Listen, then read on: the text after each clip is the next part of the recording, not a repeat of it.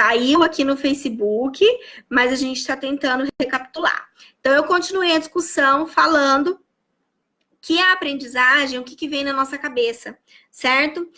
O que a gente entende por aprendizagem, qual que é o domínio que a gente tem em relação à aprendizagem. E a aprendizagem, na verdade, ela é tudo aquilo que a gente vivencia, tudo aquilo que a gente experimenta, certo?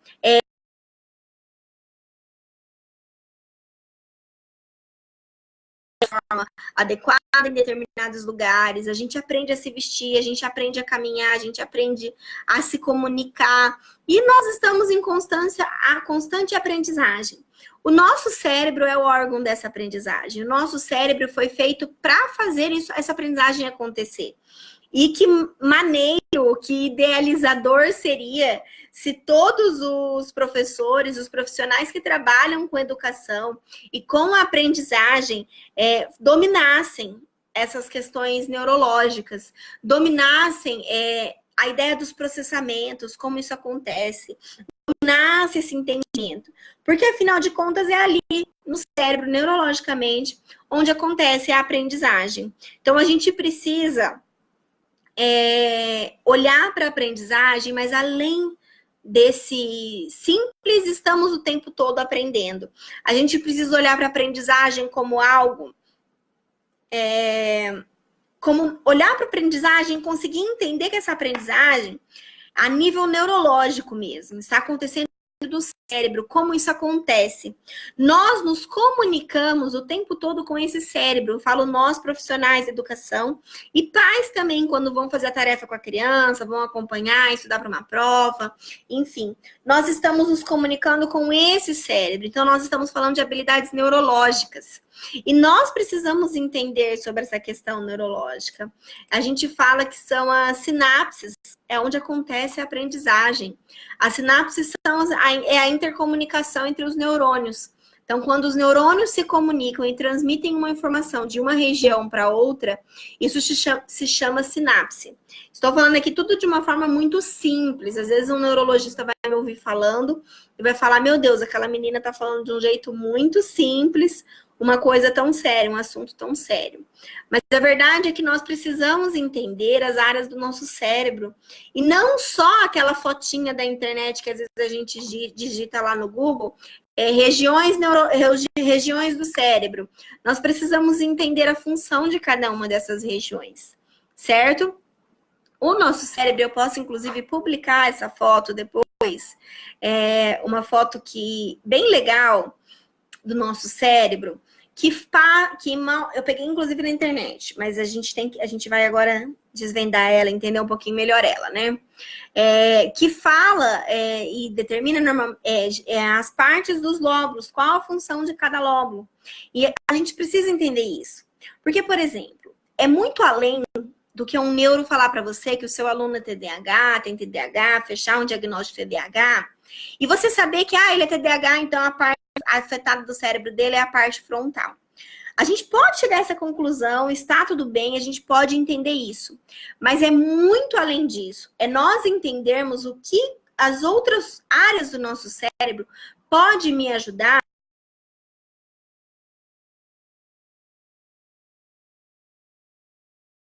de forma adequada. Então, entender as áreas cerebrais é entender a aprendizagem de uma forma completa.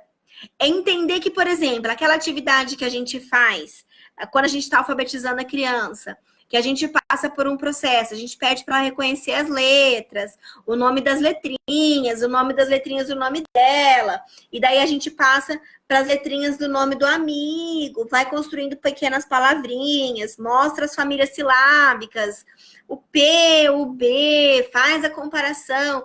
Tudo isso é um processo de rota lexical que nós estamos abrindo.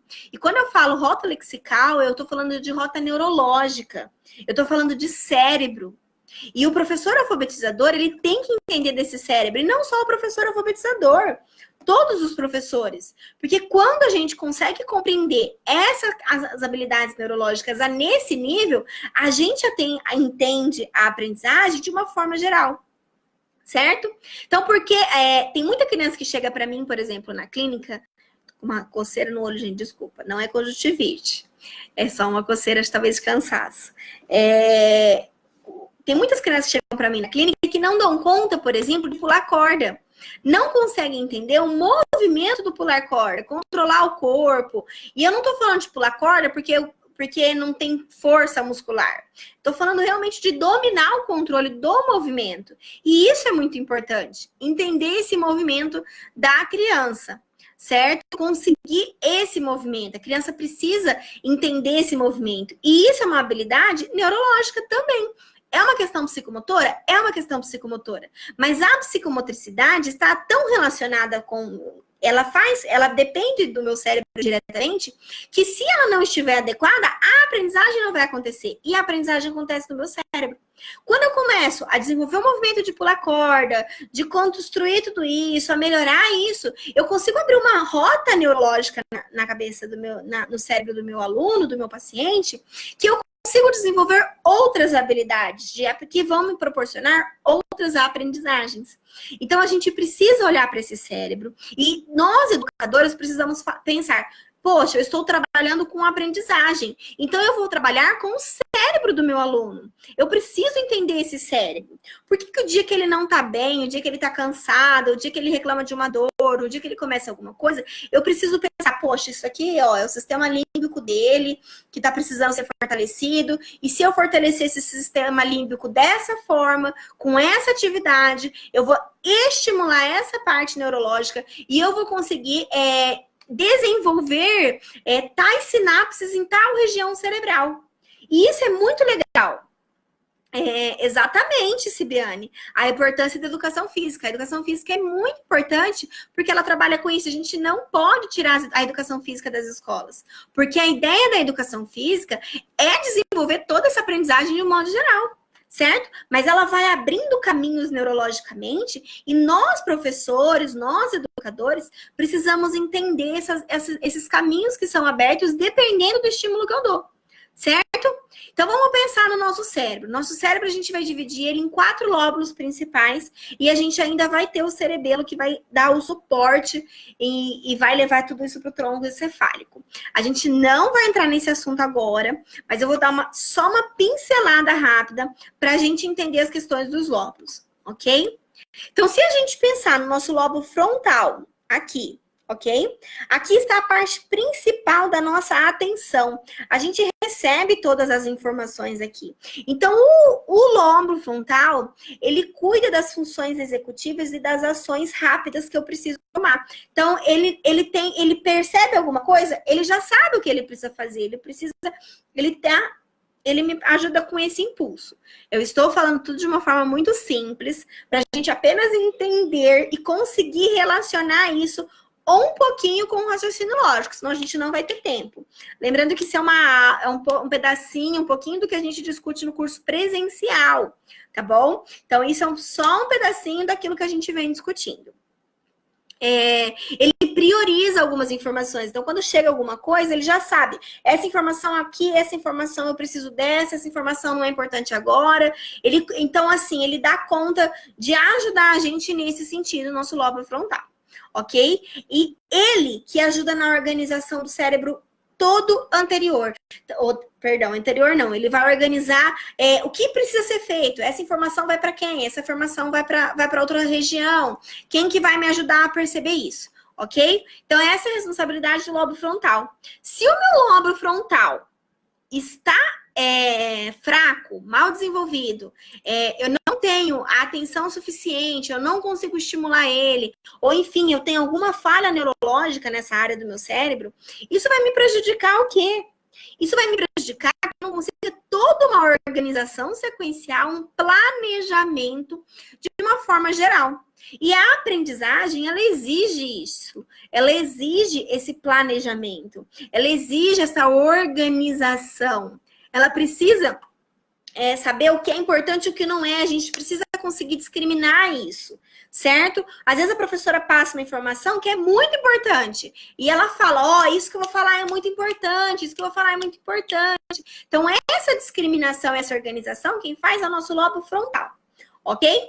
Depois nós vamos para o nosso lobo parietal, ok?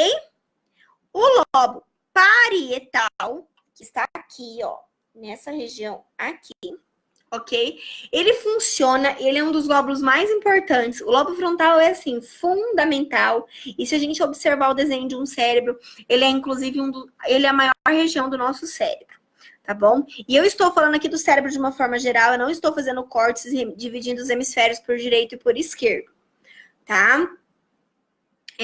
O nosso lobo parietal, ele funciona como o GPS. Poxa, mas não era o lobo frontal que mandava isso e aquilo lá? O lobo frontal, ele vai me mandar, ele vai, por exemplo, ele pegou uma informação, ele já vai dirigir diretamente para a região necessária. Ele vai fazer a sinapse mandando aquela informação para a região necessária. Mas o GPS, ele vai conduzir essa informação. Você entende a diferença? Então, o lobo frontal, ele é como se fosse o endereço da casa que eu tenho que ir. Eu já sei para onde eu tenho que ir. Mas o GPS que eu coloco é o GPS que me conduz. É o lobo parietal. Então, por isso ele é um dos mais importantes. Porque se ele está afetado, se ele não está organizado, ou se eu não tenho maturidade desenvolvida nele, ou se eu não ativo essa área do meu cérebro, o meu cérebro não consegue conduzir as informações para o lugar adequado. Faz sentido para vocês isso? Ou não faz sentido para vocês pensar dessa forma e entender dessa forma? Porque às vezes a gente olha para o TDAH e a gente fala, é porque ele não tem organização, é porque o lobo frontal dele está afetado. E eu falo muito do TDAH, gente, porque o TDAH é meu estudo da minha tese, do meu mestrado. Eu sempre gostei muito do TDAH e aparece para mim muitos casos, eu acho que a gente atrai algumas coisas, né? Aparece para mim muitos casos de TDAH. Então é um assunto que me interessa muito, inclusive porque eu vejo que muitas crianças, quando a gente começa a entender essas questões de habilidades neurológicas, e a gente começa, poxa, mas se ele é TDAH, então ele já chega com o diagnóstico, e eu já entendo que o lobo frontal dele é afetado, e eu começo a trabalhar com o lobo parietal, occipital, e eu começo a trabalhar temporal, eu começo a trabalhar com esses lóbulos, os outros lóbulos, ele começa a melhorar de uma forma tão significativa, e a gente começa a ver que todas aquelas características de TDAH, ele não tem mais, com medicação e sem medicação, uma criança já bem diferente, que teve uma boa mudança comportamental. E daí é uma coisa que a gente vem discutindo muito, um dos objetos do meu estudo, de entender isso, de será que tudo aquilo que a gente acha que é TDAH realmente é ou não. Mas uma criança que ainda que realmente seja TDAH, certo? Realmente tenha diagnóstico lá do déficit de atenção. E daí nem tratando da questão da hiperatividade nesse momento, mas apenas o déficit de atenção. E a gente pensa, poxa, mas ele não tem organização, ele não tem planejamento, o lobo frontal dele é afetado, porque o lobo frontal faria isso. Mas daí eu penso, poxa, mas quem é mais importante do que esse é o GPS. Porque o GPS vai lá, vai pegar a informação e vai levar. Então, eu vou estimular ele a fazer isso, eu vou trabalhar com atividades que o cérebro dele vai falar, chegou uma informação, vai lá buscar. Chegou uma informação, vai lá buscar. E vou ativar esse lobo parietal de maneira tão elevada que essa criança, a dificuldade que ela tinha, praticamente desaparece. Certo? Há um mês atrás eu estava numa aula, num curso que eu estou fazendo, muito bom em Londrina, e a professora até inclusive falou, professora Andréia, ela é fonoaudióloga em Londrina. Ela comentou que as nossas intervenções, quando de forma adequada, nós conseguimos reduzir as marcas neurológicas, as marcas genéticas na vida dessa criança. E esses transtornos que são genéticos, TDAH, dislexia e alguns outros, imagina que interessante, se a gente consegue reduzir essa marca na vida da criança, na hora que ela for passar para o filho dela, quando for adulto já, né? Isso vai vir numa carga genética muito menor. Eu não estudei sobre isso a fundo, mas eu achei super interessante essa informação. E faz muito sentido. Porque se a criança melhora, não é porque a gente treinou essa melhora. Porque aí que tá a diferença quando a gente entende de neurônio, a gente entende de habilidades neurológicas. Se a criança melhora, é porque nós melhoramos e nós abrimos a rota certa neurológica. E abrindo a rota certa neurológica, ele aplica aquela aprendizagem e aquele novo domínio que agora ele tem em vários e diferentes contextos. E quando a gente faz isso, aquilo ali está resolvido. Certo? Então, a gente precisa entender que é a região que eu preciso estimular. Porque não é só eu saber que se eu jogar quebra-cabeça, o meu aluno melhora. Se eu ensinar ele a se organizar, ele vai melhorar. Se eu ensinar ele a pular corda, ele vai melhorar. Isso, gente, é o meu trabalho, são as intervenções e nós entendermos que isso vai... A gente sabe que isso vai dar resultado. Quantos e quantos estudos de tantos teóricos diferentes não mostram que tudo isso traz resultado? Só que a gente precisa entender que, poxa, por que pular a corda melhora? Ah, porque a psicomotricidade está relacionada com a aprendizagem. Mas é muito além disso. A pular corda, eu estou ativando, oxigenando meu cérebro. Eu abro uma rota lexical. Se todos os dias nós, educadores, e as crianças, e até nós adultos, na verdade, tivéssemos um período de 5 a 10 minutos para oxigenarmos o nosso cérebro antes de iniciarmos um conteúdo que seria importante para nós, o nosso cérebro estaria com muito mais áreas ativadas neurologicamente, pois nós teríamos muito mais sangue circulando e rápido para ele dar conta de processar essa informação. Então, é muito legal, gente. Quer dizer, eu sou apaixonada, então é difícil para mim falar como se não fosse algo tão importante e tão simples e necessário para o professor entender. Se nós formos estudar neurologia mais a fundo, a gente vai estudar termos específicos, vai estudar neurônios, a ramificação do neurônio, a plasticidade cerebral. Tudo isso, talvez, deixe o entendimento muito complexo. Por isso que, talvez, eu traga fazendo relações tão simples para que vocês entendam, ok? Então, o lobo frontal, responsável pela minha organização, pelas minhas atitudes práticas, pela minha atenção. O lobo parietal, que está nessa região aqui do nosso cérebro, da nossa cabeça, ele é responsável pelo GPS, principalmente pelo GPS. Eles têm outras funções também, mas principalmente por essa função de ser o GPS, de me conduzir no caminho adequado, ok? Vamos continuar. E nós temos o lobo temporal, que fica aqui, ó, na região do lado. Ele cuida de todo esse processamento auditivo, mas ele também é responsável pela minha organização lexical. O que significa isso? Isso significa por que a criança fala antes de escrever e antes de ler, por exemplo. Porque ela precisa ativar isso por uma rota fonológica. A rota lexical, ela depende do começo da rota fonológica, certo? Existe muita discussão de que não existe surdo-mudo. Existe o surdo. E, por consequência, ele é mudo. E por que isso acontece? E se tiver alguma fono aqui, pode me ajudar a responder isso de uma forma bem bonita, bem teórica, porque eu não dou conta da parte tão teórica a fundo da fonoaudiologia. Mas por que isso acontece? Porque a criança não se escuta. A criança não escuta o que as pessoas falam. A criança não consegue se escutar. Como que ela vai saber que ela precisa falar para se comunicar? Certo? Então, isso faz muito sentido. E o nosso lobo temporal, ele precisa estar ajustado, gente. Imagina, eu vou receber essa informação, eu vou processar essa informação, eu vou ver o que eu tenho que fazer com essa informação e eu vou te devolver essa informação. Então, ele está diretamente ligado com a parte de audição. Tá bom? Não só com a parte de audição, mas também com a parte de memorização. Quem aqui já viu criança que tem dificuldade de escutar as coisas? Parece que não escuta direito, às vezes a gente até fala, escuta o que quer, não escuta o que ele precisa ouvir. E ele se esquece de muitas coisas. Porque a parte de processamento não está adequada. E daí nós temos 6 processamentos diferentes. Fonoaudiólogos podem explicar melhor para nós essa parte de processamentos, mas nós temos 6 processamentos diferentes. O auditivo é um deles.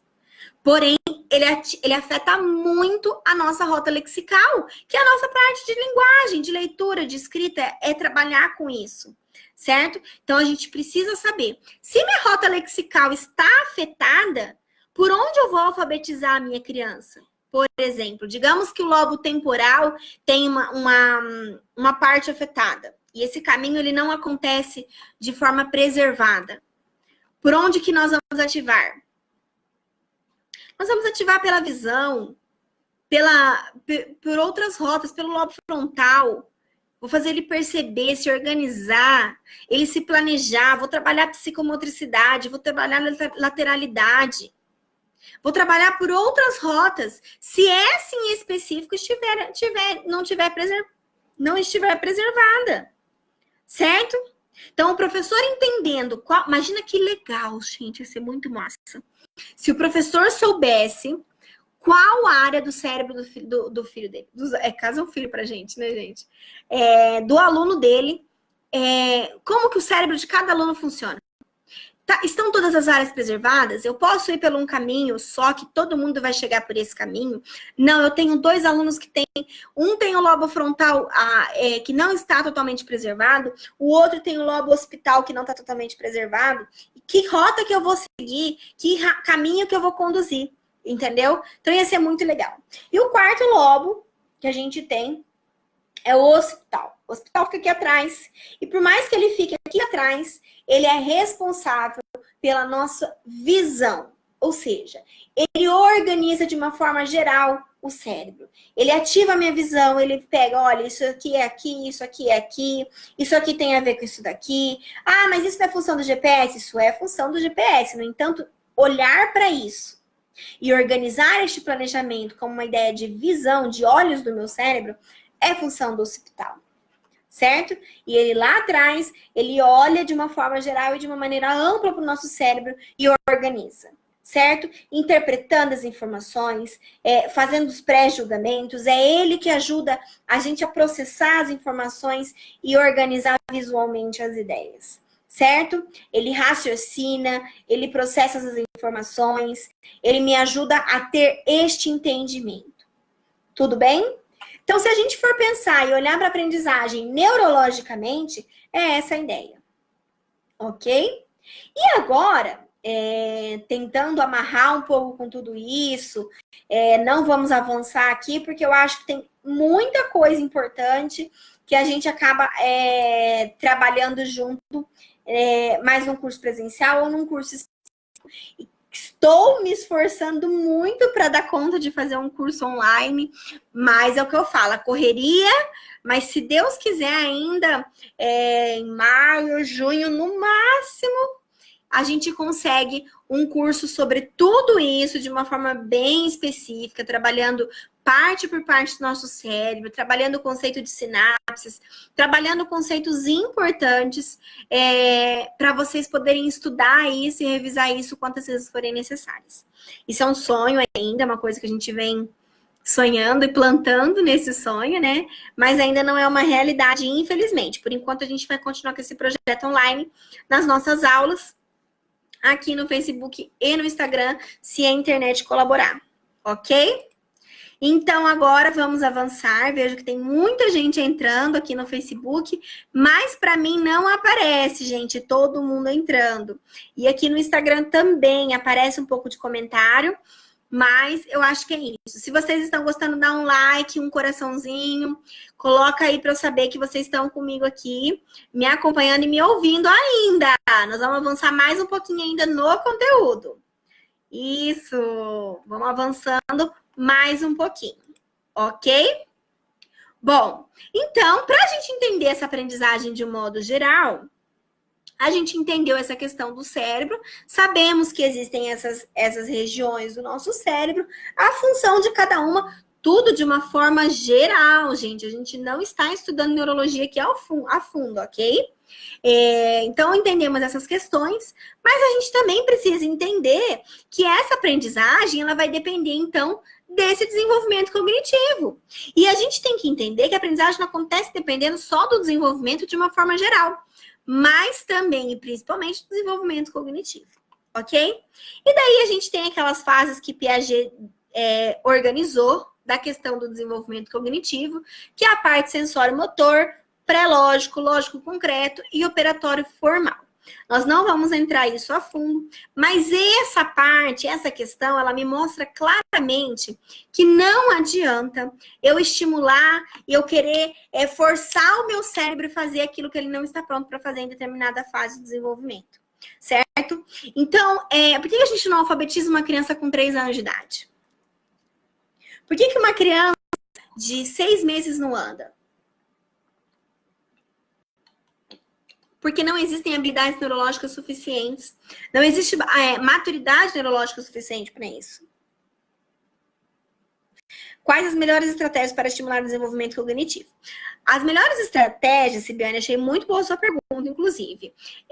As melhores estratégias para a gente estimular o desenvolvimento cognitivo, além de, claro, a gente entender cada uma dessas fases, o que é esperar da criança em cada uma dessas fases, eu sempre falo, o ideal é você estimular com o lúdico. O nosso hemisfério direito, ele tem muito mais plasticidade cerebral, ou seja, ele consegue muito mais essa flexibilização desse raciocínio do que o nosso hemisfério esquerdo. Então, é sempre pelo lúdico. E você vai avançando o nível de estímulo conforme a maturidade da sua criança, o desenvolvimento dessa criança for avançando, ok? Você não vai estimular, por exemplo, uma criança de 5º ano, que está com 10 anos de idade, a mesma coisa que você estimularia para uma criança de 3 anos. No entanto, você precisa entender que com 5 anos, a gente ainda não precisa ensinar a letra cursiva, o que muitas escolas, infelizmente, ensinam. Mas a gente precisa, sim, com 5 anos, que a criança entenda o ritmo da corda, entenda, consiga perceber o peso de uma bola, que força que eu preciso fazer para jogar para o meu amigo. Porque essas são as habilidades neurológicas adequadas para aquela idade. A criança com 5 anos precisa aprender a socializar, precisa aprender os limites dela. Inclusive, hoje nos meus stories no Instagram, eu coloquei sobre o pai e a mãe também entenderem um pouco sobre a aprendizagem. Mas nós acolhermos esse pai e essa mãe, porque nem sempre eles super protegem porque ama demais, porque super protege. Não é isso. Às vezes o pai e a mãe não sabe como conduzir, não sabe quando falar não sabe quando falar sim, não sabe até onde ele vai estar sendo positivo ou negativo aquela influência. Então a gente precisa que os pais também entendam dessa questão, certo? Então às vezes tem muito pai e muita mãe que cobra, por exemplo, que a criança com 5, 6 anos já esteja lendo e escrevendo tudo, sendo que as habilidades neurológicas dela ainda não estão prontas para isso. É com 7 anos que vai estar pronto isso. E esse 1 ano faz muita diferença. Mas se você for ver uma criança com 5, 6 anos, ainda não pula corda, ainda não sabe jogar bola, vai chutar a bola, não consegue nem acertar o gol. Tudo bem que eu não acerto até hoje, né? Mas não consegue nem mirar a bola. Então, assim, a gente precisa conseguir estimular adequado o que cada um precisa nesse momento.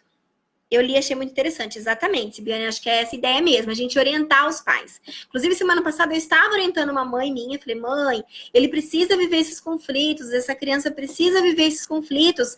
Os conflitos sociais, eles são necessários. Nem sempre que a criança chega dentro do carro e fala, o Joãozinho me bateu, a gente vai ficar bravo com o Joãozinho, vai brigar com o Joãozinho, falar, você tem que falar para a professora, eu vou lá conversar com a sua professora, então a gente tem que ter muito cuidado com relação a tudo isso. Ok? Mas vamos avançar mais um pouquinho para a gente já ir finalizando também, que já faz bastante tempo que a gente está aqui, né?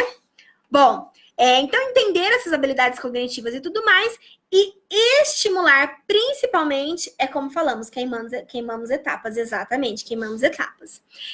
Estimular o raciocínio lógico. E aí que entra uma coisa muito importante que eu quero falar para vocês. O raciocínio lógico, ele acontece em todas as nossas áreas neurológicas, em todas as nossas áreas do nosso cérebro, porque eu vou precisar de todas as minhas habilidades para dar conta de fazer o processamento adequado do raciocínio lógico, pensar com lógica, certo? Eu preciso receber essa informação, eu preciso processar essa informação para poder, então, devolver essa informação, certo? Eu preciso do meu lobo frontal atento para receber essa informação. O meu lobo occipital precisa saber para onde ele leva essa informação. Temporal, ele precisa saber para onde ele leva essa informação. O meu lobo occipital precisa enxergar essa informação de forma adequada. E assim por diante. Então, a gente precisa entender que o raciocínio lógico vai acontecer em todas as áreas. Acontece que nós vamos estimular o nosso raciocínio lógico pelo nosso hemisfério direito. Assim como na hora que eu estava respondendo a pergunta da Sibiane, a aprendizagem, ela sempre começa pelo hemisfério direito. Ela sempre começa pela ludicidade. Nós precisamos entender isso, pois há uma flexibilização de raciocínio muito mais fácil e adequada no nosso hemisfério direito. Então, a gente estimular de forma lúdica o nosso raciocínio lógico, as nossas 7 estruturas do raciocínio lógico, é a gente promover essa aprendizagem de forma significativa. Então, olha que importante. Nós trabalhamos muito aqui um conceito sobre raciocínio lógico, que o raciocínio lógico está presente no desenvolvimento, na aprendizagem de modo geral. Mas olha que importante, além disso, nós entendermos, agora que nós entendemos as áreas neurológicas, as nossas áreas do nosso cérebro, e nós amarramos com aquilo que a gente conhecemos de raciocínio lógico, o quanto não vai fazer sentido quando a gente propor uma atividade de raciocínio lógico. Quando eu propor uma atividade que vai estimular a ideia de classificação, por exemplo, que é uma das estruturas do nosso raciocínio. E aí? Faz muito mais sentido agora. Faz sentido para vocês, gente? Coloca coraçãozinho e joinha se faz sentido para vocês.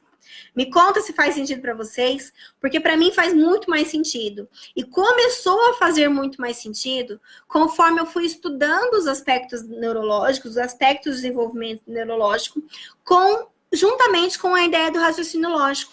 Então, faz muito mais sentido. Quando a gente olha para a criança, a gente entende essa criança, a gente entende o cérebro dessa criança. A gente sabe, por exemplo, que ela responde de determinada forma, a determinado estímulo, porque ela tem uma habilidade neurológica desenvolvida ou preservada, ou não preservada, de determinada forma.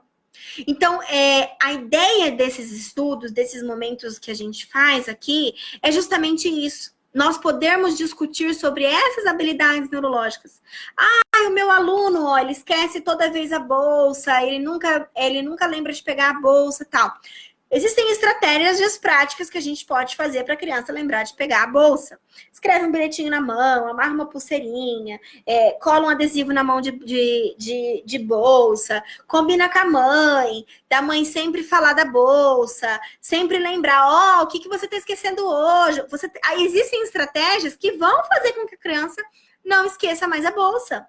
No entanto, você sabe que, poxa, se ela está esquecendo, a parte de memória está totalmente relacionada ao meu lobo. Gente, eu confundo todos os nomes desses lobos. Lobo temporal, que são os lobos que ficam na lateralidade, parte de processamento auditivo. Então, por que eu vou abrir uma rota de memória justamente por esse lobo? Tá esquecendo do quê? Não esquece a bolsa. Não esquece a bolsa. Isso eu tô ativando só o lobo temporal. Eu preciso começar a ativar uma outra rota do cérebro do meu aluno. Então, eu preciso, por exemplo, combinar com ele um monte de desenho para ele ver esses desenhos do que ele não pode esquecer. Ou eu preciso, sei lá, combinar com a mãe que toda vez que ele for sair de casa, eu vou perguntar para ele o que ele precisa levar. O que você precisa levar para ir para a escola? Precisa levar minha lancheira, minha bolsa. E lembrou da bolsa. O que você precisa para ir passear, para ir na igreja? Na igreja eu preciso só da minha carteira, do meu celular, não sei quantos anos essa criança tem. Então, trabalhar uma outra rota. Sendo que, poxa, se ele está esquecendo a bolsa, é memória que está afetada. Se a memória está afetada, a memória está diretamente ligada a essa audição. Eu vou ativar pela audição? Não, eu já entendo de neurônio, eu já entendo do cérebro. Eu vou ativar outra rota. E quanto mais nós entendermos isso, melhor o seu aluno, a sua criança, o seu filho, o seu sobrinho, o seu amigo, o seu paciente vai se desenvolver. Eu só não vou falar com o seu cachorro, porque são habilidades neurológicas diferentes. Mas a gente precisa olhar para isso e entender essa aprendizagem de uma forma significativa. Então, entendermos, porque a alfabetização acontece por esse processo, e é maravilhoso entender isso. Mas é muito além disso. E é para isso que existe esse ambiente. Para a gente discutir justamente isso, além disso. Discutirmos essas habilidades neurológicas, discutirmos as ideias de raciocínio lógico, ideias importantíssimas sobre a aprendizagem. Ok? Bom, por hoje era só. Eu espero que vocês tenham gostado. Peço desculpas pelo Instagram, pelo Facebook. Patrícia! Patrícia! Tudo bom, Patrícia? Saudade! Pois é, menina. Então, assim, peço desculpa pela falha aqui na conexão, nós vamos tentar melhorar quanto em relação a isso, certo? Vou tentar salvar os vídeos para ficarem salvos e vou deixar lá no YouTube, no canal. Ok? Aí, agora vamos voltar com esse projeto com tudo. Eu espero que segunda-feira que vem a gente possa se ver novamente. E vamos tentar toda segunda-feira, pelo menos uma vez na semana, fazer uma live.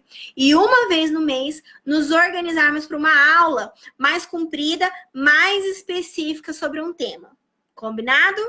Podendo ser aqui a primeira segunda-feira do mês, enfim, a gente se organiza com relação a isso. E eu vou divulgando aqui, a gente vai falando. Me mandem as dúvidas de vocês, me mandem os questionamentos, o que ficou de dúvida. Mari, não concordo com o que você falou. Mari, concordo com o que você falou. Vamos discutir, esses assuntos são importantes. É importante a gente olhar para o cérebro e entender que sempre que a gente ensina a criança, nós estamos falando com o cérebro da criança. Nós não estamos falando só com a criança. Nós falamos também com o cérebro dela. Certo? Beijo, gente. Grande beijo. Gratidão, Silviane. Eu que agradeço. Grande beijo para todos vocês. Eu espero que tenham gostado e a gente se vê na próxima.